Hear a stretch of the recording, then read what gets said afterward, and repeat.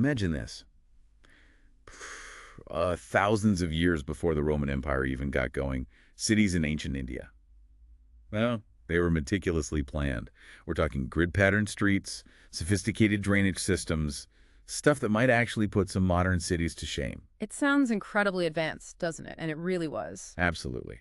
So today we're embarking on a deep dive into ancient India before the Common Era, or, BCE, as it's often called. Our mission really is to sift through a pretty rich stack of articles, research, our own notes, basically pull out the most important nuggets, Yeah. the surprising insights. Kind of a shortcut, right? Exactly, a shortcut to understanding the, remarkable achievements and the foundational elements that shaped one of the world's oldest and, importantly, continuous civilizations. So, you're about to journey with us through different periods. We'll uncover key developments like urban planning, social structures, philosophy, even global influence. Yeah, and get ready for some genuine aha moments. Things that might challenge what you thought you knew about ancient history. Definitely. So, to really grasp this vast, incredible story, where do we even begin? Well, we absolutely have to start right at the very beginning. The Stone Age, this huge period stretching back hundreds of thousands of years. It really laid the essential groundwork. Right. The foundation for everything else. Precisely. It set the stage for settled human life. And it's generally broken down into three distinct phases. First, you've got the Paleolithic period. This runs from, well, an astonishing 2 million years ago, right up to about 10,000 BCE. It was really defined by humanity's early resourcefulness. Simple tools, hunter-gatherers, Yeah. that kind of thing. Exactly. Simple stone tools, life as hunter-gatherers, constantly moving. Sites like Bhimbetka in central India, Yeah. they offer this amazing glimpse. Cave paintings showing hunting scenes, they feel surprisingly immediate. Then comes the Mesolithic period, roughly 10,000 BCE to, say, 8,000 BCE. And here we see a fascinating leap in tool technology, the development of microliths. Microliths. Yeah. Tiny tools, right. Tiny, expertly crafted stone tools.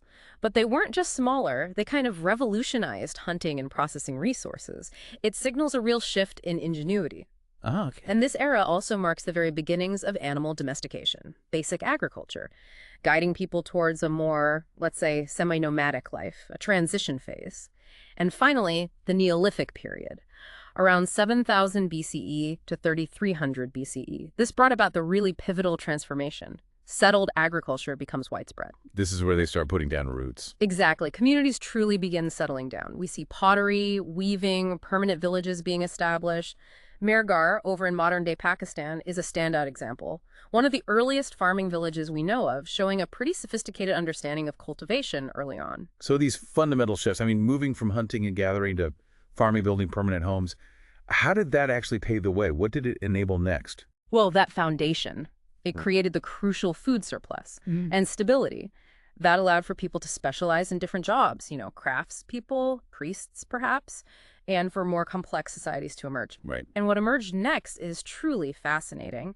The Indus Valley Civilization, also known as the Harappan Civilization. Okay.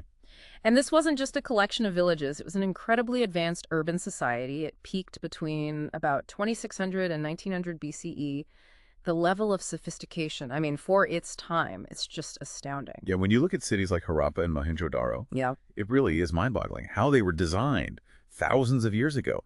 What specific aspects of their urban planning really stand out to you as being so advanced? Oh, without a doubt, the meticulous planning. We're talking cities laid out on a precise grid pattern. That alone tells you there was a highly organized civic authority. Very ordered. Very. But what consistently blows historians away is their sophisticated drainage systems. These weren't just open ditches, they were carefully engineered, covered drains. It shows a real concern for public health, for civic infrastructure. Right. And the fact that houses were built with standardized baked bricks, same size across vast distances, that suggests either centralized planning or at least widely shared knowledge. Revolutionary for the time. They even had huge public baths, impressive granaries. So it wasn't just functional, it was designed. It was designed, a distinct identity focused on order, efficiency. Yeah. It's amazing to picture. So within these really organized cities, what was daily life like? How did people live and work? What drove their economy? Well, it was certainly a complex society, stratified to some degree, but interestingly, it appears to have been relatively egalitarian, especially when you compare it to, say, contemporary Egypt or Mesopotamia with their huge monuments to single rulers. Less focus on powerful individuals. Potentially, yeah. The major cities held large populations, maybe 30,000 to 60,000 people. You had diverse jobs, farmers, skilled craftspeople, traders, maybe a priestly class. The economy was mainly agriculture, wheat, barley, peas, and notably cotton.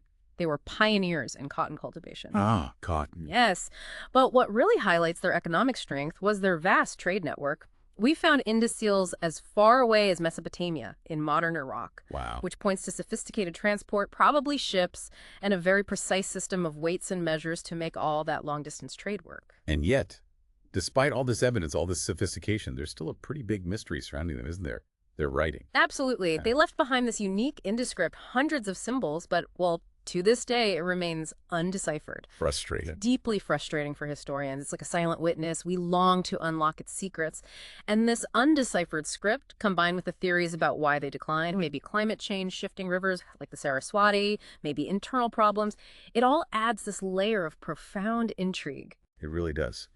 Fascinating how a civilization can achieve so much, build these incredible cities, and yet leave such a fundamental puzzle. So as the Indus cities eventually faded, a different kind of foundation was being laid, wasn't it? More rooted in scripture, social order. Exactly. Which brings us to the Vedic period. Okay, let's unpack this next major chapter. So the Vedic period, it really unfolds in two main phases. You have the early Vedic period, roughly 1500 to 1000 BCE. This saw the arrival of Indo-Aryan speaking groups and, crucially, the composition of the Rig Veda. The oldest Indian scripture. The oldest, yes. And society back then was primarily tribal, pastoral. Cattle were incredibly important, a measure of wealth. Their spiritual life centered on early Vedic gods, Indra, the warrior god, Agni, the fire god, Varuna, cosmic order, that sort of thing. Then, moving into the later Vedic period, say 1000 to 600 BCE, we see a really key transformation. Okay. The widespread adoption of iron tools, especially in the fertile plains like the Ganga Valley. This allowed for more settled, intensive agriculture. Iron makes a big difference. Yeah, a huge difference. And that agricultural surplus, well, it fueled the growth of what are called Janapadas. These were basically territorial proto-states, a shift away from purely tribal loyalties towards more geographically defined political power. Okay, so proto-states forming, society getting more settled. Yeah. How did the social fabric itself change? What new structures started defining people's lives? This is really where the Varna system began to solidify. It became a defining feature of the social hierarchy. The caste system, essentially, or its beginnings. Its early form, yes. It organized society into four main groups, or Varnas: the Brahmins, priests, scholars; the Kshatriyas, warriors, rulers; the Vaishyas, traders, farmers; and the Shudras, laborers, service providers. This period also saw patriarchy strengthening. Right. But what's quite surprising, actually, for this ancient period is the evidence for democratic assemblies. We hear about the Sabha, a council of elders, and the Samiti, a kind of general assembly. Really? Democratic elements back then. It seems so. It suggests a degree of community participation debate, which challenges the simple idea of purely top-down rule in ancient societies. That's a fascinating detail. Yeah. So, beyond the social and political, what about the religious side? How did things develop there? Building on the Rig Veda, how did that distinct spiritual identity really take shape? Well, connecting this to the bigger picture, this period was absolutely pivotal. It saw the composition of the other Vedas, the Sama, Yajur, and Atharva Vedas, joining the Rig Veda. This whole body of scripture laid down this intricate framework for complex rituals and ceremonies. Okay. And this growing body of texts, the evolving practices, this collectively formed the bedrock for what we now recognize as early Hinduism. A really profound and incredibly enduring spiritual tradition began to crystallize then. So building on that rich spiritual foundation, the next period, the Mahajanapada period, it really seems like a time of intense spiritual and intellectual activity, almost like a reaction maybe? Precisely. That's a great way to put it. Politically, this period, roughly 600 to 322 BCE, saw the rise of 16 large, powerful states, the Mahajanapadas. 16 kingdoms. Some were kingdoms, like the very powerful Magadha, which eventually dominated. Others were republics, oligarchies. Cities grew rapidly. We see the systematic introduction of taxation, professional armies being established, and crucially, the widespread use of punch-marked coins. Early money. Exactly. A major shift towards a monetized economy. This changed trade, administration, everything. But the really seismic shifts, the things that changed the world from this era, were more in the realm of ideas, right? This was a time of intense questioning leading to new religions. Absolutely. This era marked a powerful intellectual and spiritual ferment, a kind of reaction against perhaps the perceived ritualism or rigidity of the later Vedic period, and it gave birth to two hugely influential world religions: Buddhism, founded by Siddhartha Gautama, the Buddha, yes, and Jainism, established by Mahavira. Both introduced these revolutionary core ideas: nonviolence, ahimsa, as paramount. Also, renunciation of worldly desires and the pursuit of spiritual liberation, moksha. Different paths to enlightenment. Exactly. They fundamentally broadened the spiritual landscape of India, offering ways to achieve liberation that weren't solely dependent on Vedic rituals or your place in the Varna system. So how did these new philosophies, focusing so much on individual conduct, nonviolence, how did they shape the ethical core of the civilization, moving beyond just ritual performance? Well, they raise crucial questions about life's purpose, about ethics and society. They introduce this deeply personal ethical dimension focused on self-discipline, compassion, non-harming. This profoundly impacted the social and moral fabric. So it wasn't just about priests and rituals anymore? No, the emphasis on ahimsa, for example, started to influence personal behavior, maybe even statecraft eventually, economic activities. And alongside these new faiths, you still had philosophical texts like the Upanishads deepening spiritual inquiry, and the great epics, the Ramayana and Mahabharata, starting to take shape in their oral forms, weaving together cultural values and moral lessons. Okay, so from this period of diverse kingdoms, new philosophies bubbling up, we then see this monumental shift, unification. Much of the subcontinent comes under one rule. Let's get into the Mauryan Empire. Yes, the Mauryan Empire, 322 to 185 BCE, a real watershed moment, the first truly large-scale empire in ancient India. It was founded by Chandragupta Maurya. A legendary figure. Absolutely. Who brilliantly overthrew the Nanda dynasty, and he was famously advised by Chanakya, also known as Kautilya. Author of the Arthashastra. Exactly, the Arthashastra. This incredible text on statecraft, economics, military strategy. Still studied today for its, well, pragmatic, almost ruthless approach to governance sometimes. And this empire established this unprecedentedly centralized administration, vast territory divided into provinces, a sophisticated bureaucracy, a massive spy network, apparently, and a huge standing army. Real imperial machinery. But what really makes the Mauryan Empire stand out, especially in popular imagination, is its most famous ruler, Ashoka. His journey. It's remarkable. From conqueror to essentially a promoter of peace. That really changed things. His reign, yeah, roughly 268 to 232 BCE. It's just a powerful story of transformation impacting an entire empire. Ashoka started out expanding the empire aggressively, but then came the Kalinga War. A famously bloody conflict. Devastatingly so, and the sheer scale of the violence seems to have caused him profound remorse, a spiritual crisis. He converted to Buddhism. And this wasn't just a private faith thing for him, right? Not at all. It radically shifted his whole approach to ruling. He embraced and actively promoted Dhamma. This wasn't exactly religion, more a moral law, an ethical code rooted in principles of peace, tolerance, social welfare. Like a state-sponsored ethics program. Kind of. It was a code of conduct for everyone, focused on harmony between different groups, respect for elders, kindness to servants, nonviolence towards animals. He had these principles inscribed on pillars and rocks throughout the empire. So connecting this to the bigger picture, the Mauryan Empire under Ashoka, it really showed this unique capacity for large-scale moral governance, not just rule by force. And that influence spread outwards. Absolutely. Ashoka became probably the most significant promoter of Buddhism in history. He sent missionaries far and wide, Sri Lanka, Central Asia, even towards the Mediterranean. The empire became this powerful vehicle for spreading the religion globally. Wow. And this period also saw a huge construction of stupas, Buddhist monuments, many bearing Ashoka's edicts, his messages of Dhamma. It fostered significant cultural exchange with other civilizations, too, a kind of soft power projection, you could say. So after such a powerful, unified empire like the Mauryan eventually declined, did India's momentum just dissipate? Did things fragment intellectually and culturally along with the politics? You might think so, but actually no. Even after the Mauryan decline, the post-Mauryan period, say 185 BCE, down to the threshold of the Common Era, 1 BCE, it shows this remarkable resilience, continued innovation, despite political fragmentation. Okay, so what was happening? Well, you get smaller regional kingdoms popping up. The Shunga dynasty, the Satavahanas down in the Deccan Plateau, the Kushans in the northwest, often with influences from Indo-Greeks, Scythians, Parthians who are moving into the region, so politically complex. Right.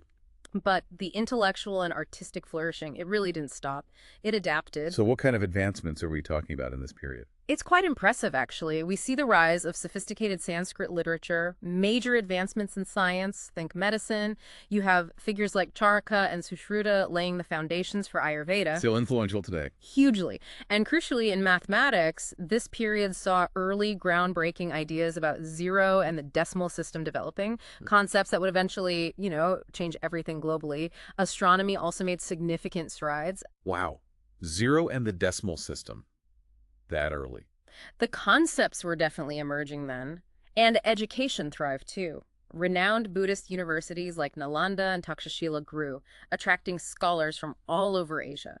Architecturally, we see amazing developments in stupas, magnificent rock-cut caves like Ajanta and Ellora start getting carved, and the very beginnings of early temple styles. So it really wasn't just about empires. There was this continuous intellectual and cultural energy. Exactly, which raises that important question, right?